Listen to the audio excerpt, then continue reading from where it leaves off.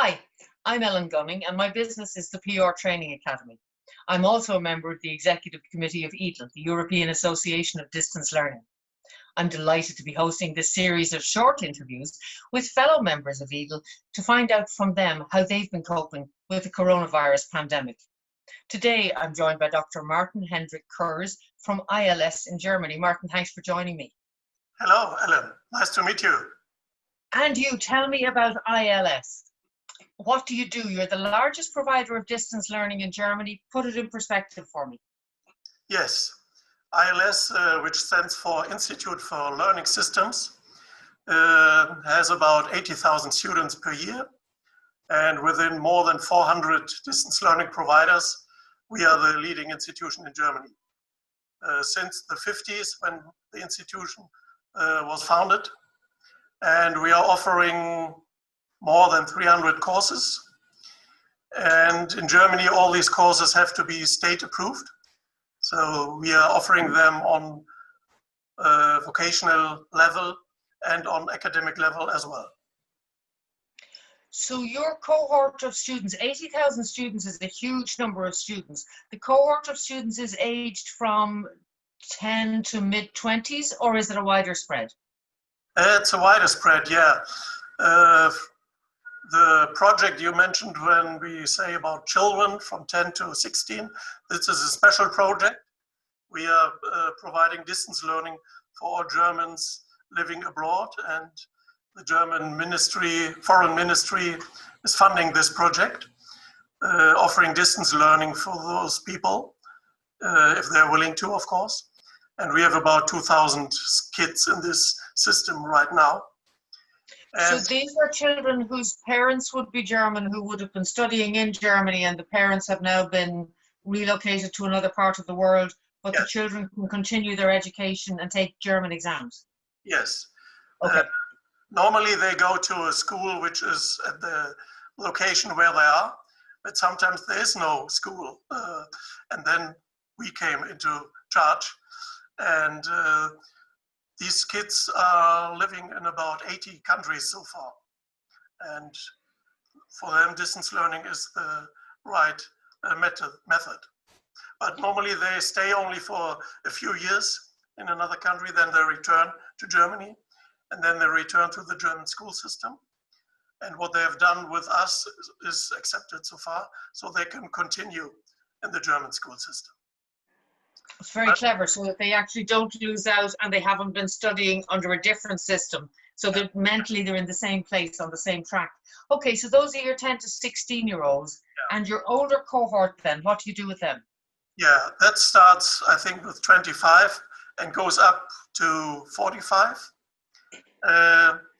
And most of them have a job and are doing distance learning to improve their opportunities, of course. And most of them are doing courses in business fields. A lot of things in Germany, the industry and chambers of commerce are very big, and they are offering a wide variety of courses, and we prepare for their exams via distance learning. And then people go there to make their exam. But we also have a lot of courses in languages, in IT business, and technology field, but also a big, huge field is things like creative writing, cooking, drawing, and all these stuff.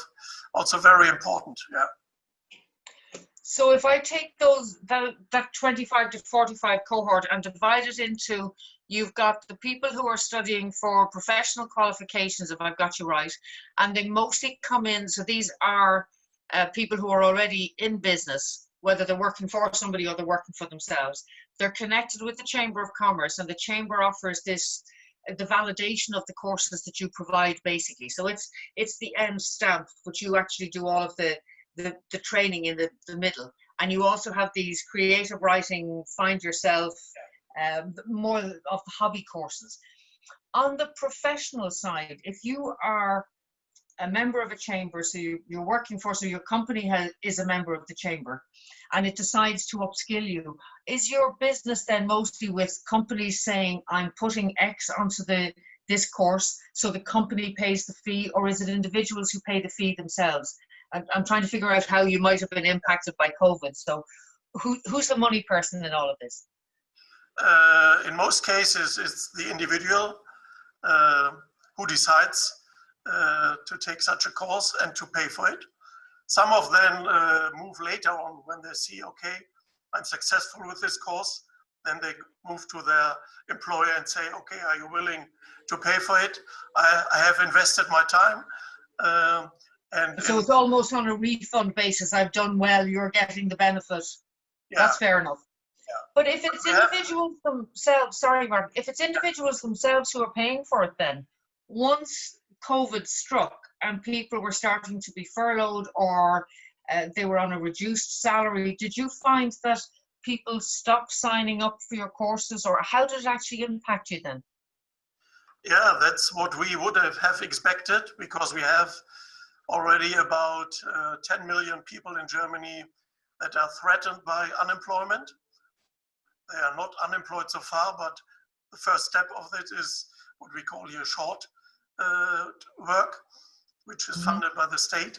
So we would have expected that the figures go down, but we see just the opposite. So in April and May, we had 50% more enrollments than in these 2 months a year ago. So, wow. Yeah, that's really amazing. And we think it has to do something that the whole country is at home for the last 3 months. And they have time, yeah. And some of them say, okay, I use the time to prepare myself for the time that will come. And perhaps a lot of them are not willing to or able to go to holidays. And so they use the money they have reserved for the holidays for a course. So that's our explanation so far right now. We don't know exactly, yeah. It's a very clever thing to do with the spare money that you have, because as you say, like, the world is changing. Probably worldwide, 50% of people won't come back into the job that they left when COVID struck. So trying to figure out where do they go next. It may be that, and it may also be, I was speaking to a leadership coach who suggested that people are reevaluating their lives completely and saying, well, I don't actually like the job I'm in, or I don't like something about my life, so I need to change my job. So you're seeing the benefit of it, which is super. Have you also seen an increase then on the courses which are the creative writing and the photography and the sort of hobby courses? Have they also gone up by 50% with you? No, they are more or less stable.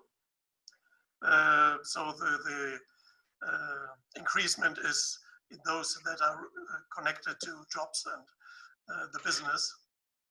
And I'm curious then, is there a particular, can you identify any track? Is there a particular area that people are looking at? So are most people thinking finance is a good area to study, or communications, or IT? Is there a trend in what they're studying? Not real. We see, because we have these wide variety of courses, and we see that in bookkeeping, in marketing, in finance, in HR, but also IT, of course. So we see it all over the place, that this increasement, yeah. And we also have, I didn't mention so far, we also have on the academic level, we are offering bachelor and master degrees. And there we also have an increasement, not by 50%, but by 30%, which is also a lot of, because these courses are expensive. And there we see that a lot of the public universities are not able to offer their courses right now in face-to-face classes. So they try to move to what they call distance learning, but they're not prepared for that. And then people decide, okay, then I go to someone who's really professional in this system. It's a very interesting point, because any of the universities that I've spoken to have been trying to put somebody in front of a camera to deliver a lecture, which is not distance learning. No. It is a lecture being delivered to you, but it's not the same thing at all. And I completely get that universities are scrambling to figure out what is this whole distance learning thing, and it will take them quite a while to get into it. It's probably surprising that people are so aware of the fact that universities are struggling and that really they need to go to a professional distance learning provider. Are you, for your bachelor's and master's, do they start all year round, or are people now enrolling for a September kickstart? No, they can start when they want. So it's very flexible. And we have these enrollments already in April and May. So we don't have to wait until September or whatever. And this is another advantage you have over the universities, who are quite rigid with their starting dates. yes, yes. But the challenge we have there, that also we are offering distance learning study programs. We have some seminars within these programs. So where we make face-to-face classes. It's only 2 or 3 days per semester, but we have to adopt these to an online version, because we are not allowed to offer these face-to-face classes right now. And the other things are the written exams, which we have to change to online exams, which is also a challenge here. The online exam, let me follow both of those if I can, because the idea of the 2-day course is going to have to be divided into, I presume, some sort of webinars, and you'll need to figure out that people are actually actively participating in them, because the idea of bringing them together is that they don't just flick a video on in a corner. And this is my fear always with videos, that people shrink it down in the corner of a screen somewhere and go, yeah, when it's finished, I'll say I've watched it. So how do you think you're going to, other than physically seeing people on a screen, will you need to divide them into smaller groups so that they have a chance to interact? Have you any idea how you're going to manage that sort of 2-day session? Yeah, the seminars we offered so far are also in small groups and very interactive, because we say people are in a distance learning program when they come to a seminar, and we are offering these in Hamburg. So they come from the whole country to Hamburg, then they want to gain profit from it, and then it has to be very interactive, and they want to learn something. Yeah. And we try to move that to online versions. Yeah. And we don't have the right way. It's just depends also on the topic, what we are offering. And our professors, they try things and work it out, and get the evaluation from the first students. But it has to be very interactive, of course. It's not only a PowerPoint presentation, and that's it. Yeah. So that's one challenge that you're facing. And the other is, you said, the written exams. I suppose the worry of people doing exams online is that you have no way of knowing whether or not in a written exam you come into a room and people actually know you don't have access to books, you're not using your phone, you're not asking the great God Google what the answer to the question is. If they're actually online, you have no idea. So do you have to adapt your exams to presume that it's an open book exam style? Yeah, that's a case that we changed to. First try was to change to online proctoring systems, but on the one hand, I don't think if it's only in Germany, but perhaps in other countries too, people are a bit, they don't trust these systems very much, because you have to open your system to anybody else who's sitting far away, and not all people are trustful in that. No, and understandably. Yeah, and then we tried these, what we also call these open book exams, where you say, okay, you can use all the stuff you have, but the questions are not as simple that you can get the answer very quick. So you have to use your knowledge for transfer. The questions are very complex, but of course we had to develop new exams for that. And that's what we tried now since April, and we started that for the first time. And so far it worked, yes. It was a huge amount of work to develop all this. but it worked, and we had in the first date, we had about 3,000 people writing this exam on the same time for 2 hours, and the technology worked. That was good. Right. That's the biggest worry, probably. Yeah. Biggest problem, yeah. And of course, we had some people who tried within 3,000 students. Of course, you have some who try to betray and give a group work. What was the intention? But 95% really did a good job, yeah. And will you find now that the way that you grade those papers will be different, because you're giving them almost a case study and saying you can draw on everything you have, but it's really about have you understood and can you apply it? So will you use a different grading system then as well when the papers come back? That's what we have to decide now. So we have the first results to see if the average grade is lower or higher. But so far, we don't have to change something there. I think it worked well so far. And what do you see now for the future for what would be traditionally the September intake of students? Is it traditional in Germany? Is traditional in Ireland that the academic year starts in September, so it's always the busiest time? Yeah. Do you see yourself changing your offering in any way? Do you see yourself offering more? Do you see yourself employing more people? What does it look like? Yes, of course, we do a lot of, we always do a lot of marketing, of course, and the whole year, not only 2 points in the year. We changed a bit, and we changed our logo. I don't think if you can use this. Yeah, we can see it.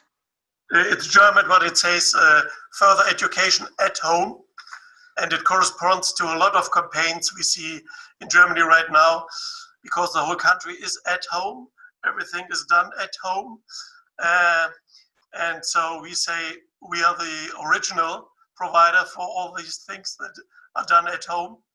And we hope that this will continue, because so far we see that a lot of other public educational providers still have problems to offer an accurate course online. And the universities have not decided so far if they will open in September. So that's a chance to say, okay, be sure to be at an institution that will be there when you need them. Yeah. And from your point of view, you're a long time, you mentioned that you were formed in the 1950s. You're a long time in the online education business, and you've won multiple awards. So, like, not only are you good at what you do, but others are saying these guys are good. Give me a feeling for you. Seem to win awards every year, actually. Yeah, there are different awards. One which is very special because it's awarding the students is given by the German Association for Distance Learning. Every year they elect the Student of the Year, and also an award for lifelong learning. And in this year, both awards go to our institution and our students, so we're very proud of them. What is awarded is not only that have good results in their study program, but also what they have done with this degree. So they have success in business, they found a new business, or the Life Learning Award, Learning Award is for people who are a bit older and try to change their life with such a degree and such a program. And this is awarded with this prize, yeah. Well, that's incredibly tough, though, because whatever about awarding a prize to the student who has done very well academically, and to actually say to that student, but that's not nearly enough. I want to know what you've done with that now. How did you apply that to your life, whether it's on the lifelong learning of the student? That's extremely difficult. And that's something that's out of your control to a huge extent. You've just got to hope that all of your students who do well actually use the qualifications you've given them. Yeah, that's true. The work we do is to ask them for these stories, because most of this is behind the time then when they were with us. So we have them to ask 3 years, 5 years later, so what changed to your life? what is due to the study program you did with us. And then we say, okay, this is a candidate for this prize. But that is super information to have, even from a marketing point of view, to be able to say that X percentage of our students really do use the qualifications they get and use it in a very proactive way. How do you see the future panning out? This is the impossible question, but the future of education. Germany's education system is very rigid, is probably the wrong word, but it's very, very structured. It's very difficult for anybody to come into education in Germany.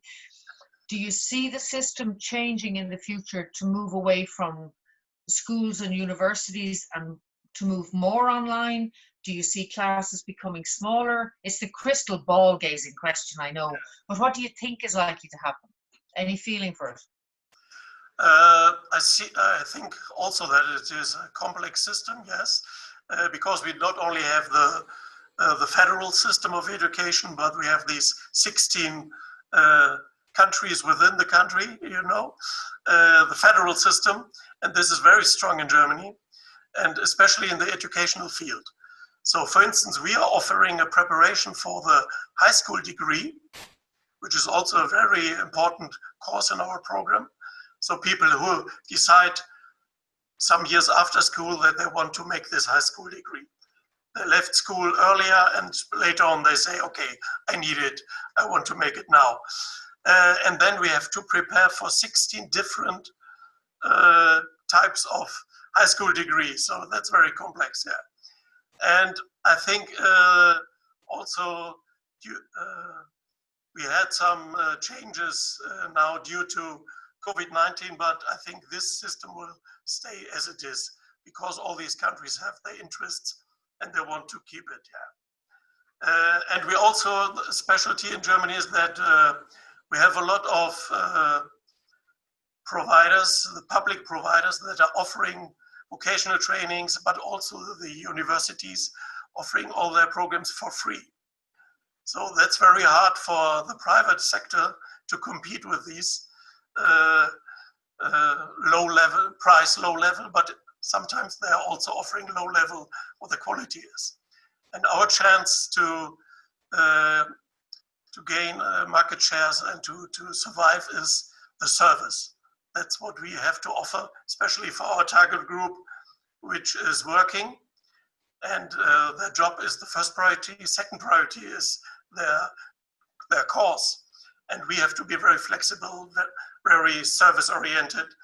And as long as we concentrate on that, I think we have a good chance in this whole system, yeah. It's a very interesting challenge to close on, actually, that if you're a public institution and students are coming to you out of school and into university or whatever, if there's no cost to them, or if you're taking a hobby course that is of no cost, then you actually lower your expectations and say, well, that's why I'm not paying anything for it. So it works or it doesn't work brilliantly. But if I've actually paid you anything, I probably expect a multiple of, which is absolutely disproportionate, but I expect a much greater service.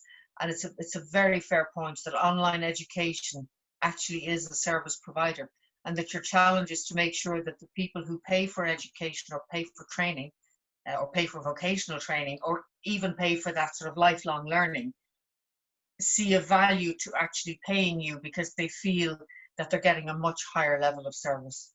That's a super line to end on, Dr. Martin Kurz. Thank you for joining me today. Yes. That's all I have for you for now. I'm Ellen Gunning from the PR Training Academy, and this has been an EDL series introducing you to our members, and this week it was ILS in Germany. Until next time, stay safe. Goodbye. Essential online training solutions for communications professionals. The PR Training Academy.